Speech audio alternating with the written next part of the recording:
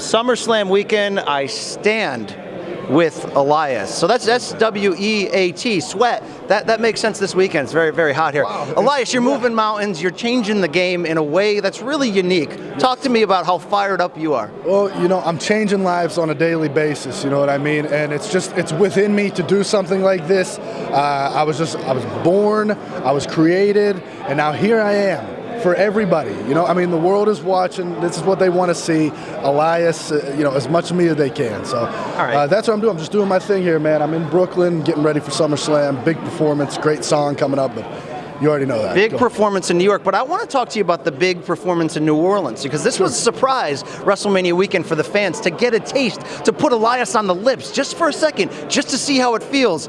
How nervous were you unveiling the songs? Crowd doesn't know you're going to be there. Oh. What's going on behind the scenes in the mind of Elias? First off, are we talking about the Bourbon Street performance? Bourbon Street. Yeah, of course. So listen, man, that was something I wanted to do. I've got all this music inside me. At the time, I had all my songs from the album inside me. I wanted to I couldn't wait any longer. Wanted to give them a piece of me. So I went there, I showed up. Yeah, you never know what you're going to get, but you got Elias, so it's going to be good. And sure enough, man, I get into it, and by the end of it, I don't know if you saw my documentary, people are singing along to the words. They're singing, I see so many stupid people, I want to punch them in the face. Just one of the catchy, choruses that I wrote. So that was it, man. It was a fantastic experience. When you're Elias and you're now putting out great music, you do great matches, you wrestle without a shirt, are there groupies in the life of Elias? Yeah, we don't like to use that term, okay? But yes, there are plenty of, are we talking specifically female fans here? I don't know what we're messing with here on... whatever's your flavor, it's wide open for you. You're right. Okay, here's the thing. We'll just leave it at that. Yes, there are plenty of Elias admirers out there, and Elias respects each and every one of them. That's so they get to take home more than the CD, if you will. If you did. He did. Yeah, he smashed. Guys, he smashed. Let's move on, all right? Wow. Yeah, on to the next. Editor, cut that out in the post-edit script. All right, Elias. What you're doing, though, can be compared to a couple guys in the past, but I think you're taking it to the next level. So let's talk about Jeff Jarrett. Let's talk about the Honky Tonk Man. Are they on the same stratosphere as what Elias? Not at all.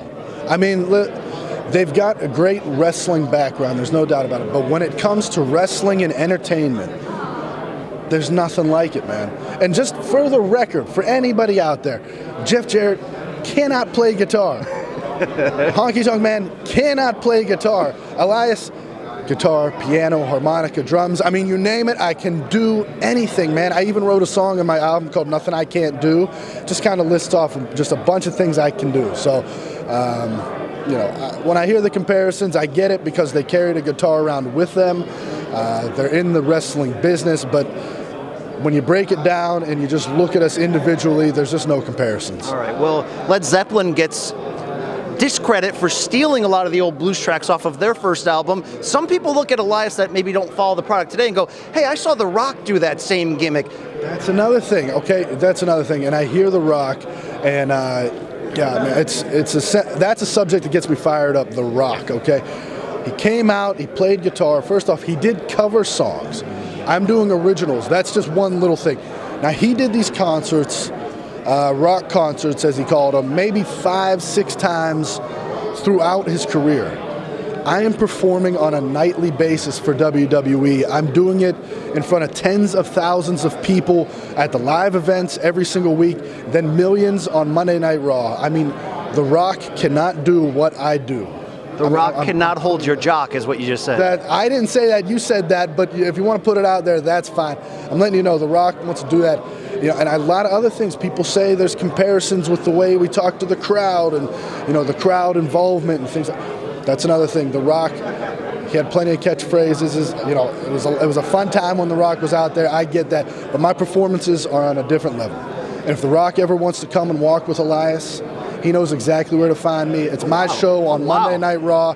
Rock, I know he's a busy man. He's got movies going on or whatever, but I'm a busy man too. I would make time for The Rock if he shows up. Wow, that's hot fire right there. All right, let me ask you this. You're doing a lot of unplugged. We're going to see you plug in, because when Dylan plugged in '66, it changed the game. Elias, will you change the game and plug in on Raw one day?